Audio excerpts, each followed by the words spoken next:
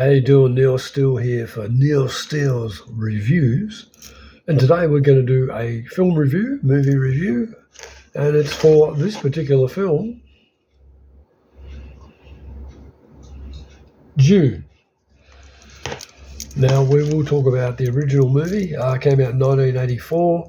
So there had been an influx of sci-fi movies from the late 70s, kicking off with Star Wars in 1977. Then we had a TV show called Battlestar Galactica, which also had a movie. Then we had Alien in 1979, and through 1980, another Star Wars movie, The Empire Strikes Back. And then in the early 80s, of course, we had Blade Runner, The Thing, and then we got DUNE, a David Lynch film, adaptation of the Frank Herbert novel. And as a film goes, when it came out in the 80s, it wasn't big at the box office, but you have to remember not everybody was a reader of the DUNE novel. So lots of mainstream people didn't bother going to see it. For us sci-fi heads, like myself and plenty of others, great film.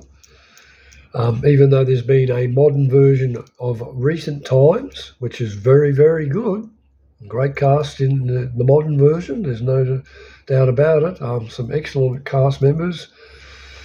But we're talking about the original movie here, and the cast is superlative. And of course, for people like myself that saw the film back in the 80s, that cast is, excuse the pun, is cast in stone because of the fact that film has been around for such a long time before the new versions arrived recently. Those characters are sort of etched in everyone's brain because of that film. There have been other adaptations. There's been a TV series, I think a couple of sort of spin-off type films as well. And while the casts in those particular productions were good, they still just didn't have that certain magic that the original cast in the 1984 version had. It's hard to put into words. I've watched the recent ones recently in the last basically week so I could do the review. And of course I watched the original, and the original just really stands up for so many reasons. I think besides the great ensemble cast, and there's a couple of people who have never acted before, but they do their job very, very well. That's part of it. The look of the film is fantastic. It really is, especially with the royal families, etc., and the different characters within it. The Harkonnens, the Atreides, the Emperor. There's just so many positives about it.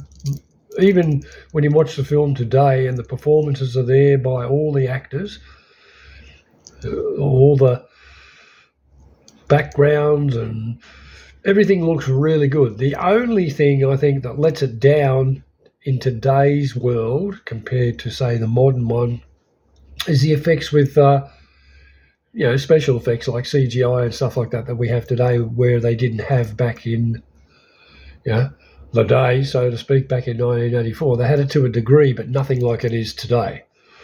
I think standouts in the cast, well, I mean, you've got so many, we could be here for hours telling you about all the cast, but ones that stand out, definitely Jose Ferrer as the Paradis Emperor Shaddam IV. I mean, he stands out.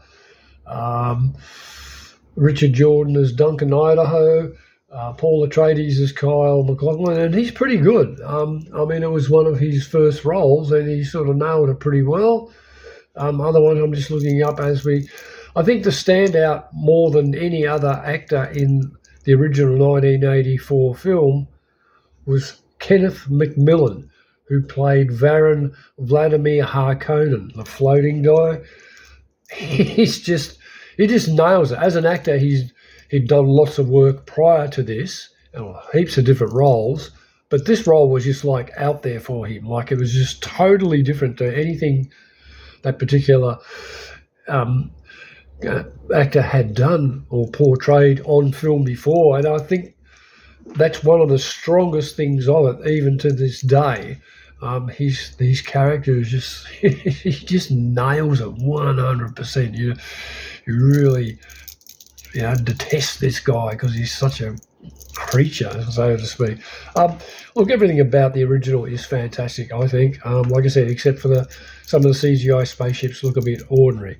Having said that, and look, what would I rate out of 10? Look, I'd rate it 9.5 out of 10. Like I said, the only thing that's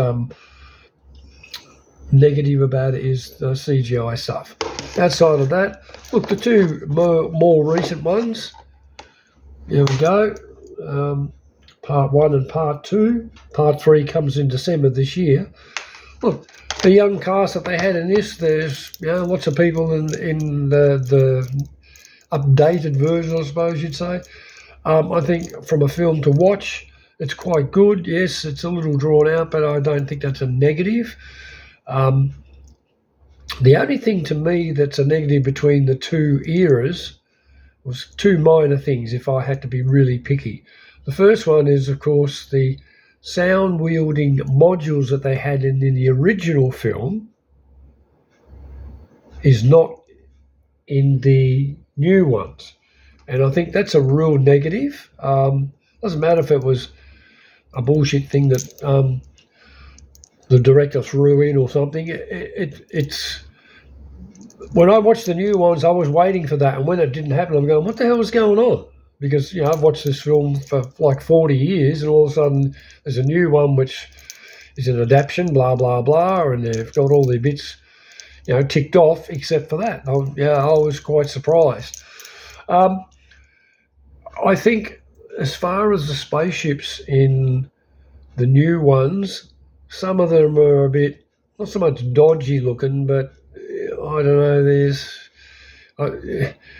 for a film that was 40 years ago, I think a lot of their spaceships look better than the ones in the new modern version of Dune. That's just my humble opinion. They're the main factors. I think the new version is pretty good. The characters are all fairly good. They're all good and strong. But yeah, I think because I've watched that other movie for 4 decades, they're etched on my brain more so than the new ones. And like I said, I think the new actors portraying the different characters were quite good. The one that really stood out for me, which blew me away actually, out of all the characters and actors in the new versions of Dune, was Jason Momoa as Duncan Idaho. He was way more animated, and as a Duncan Idaho, he was fantastic compared to the original actor who did it and did a really good job, Richard Jordan. But yeah, there was way more Duncan Idaho in the new ones, and me personally, I really liked the character, and I thought Momoa just nailed it 100%. I thought he's one of the best things about the new modern era of Dune, to be brutally honest. I just thought he just made it really good. Look, as I said, both films have their pluses and minuses, I suppose, but yeah, they're both enjoyable. It just depends on your personal taste, whether you like the old school version from 1984 or you're a fan of the new ones. I think both films are good. And look, I'd give the new ones the same sort of rating, 9 out of 10. They're both very, very enjoyable. And I've got to be honest, I'm hanging to see part 3. Cheers. Catch you later. Bye-bye.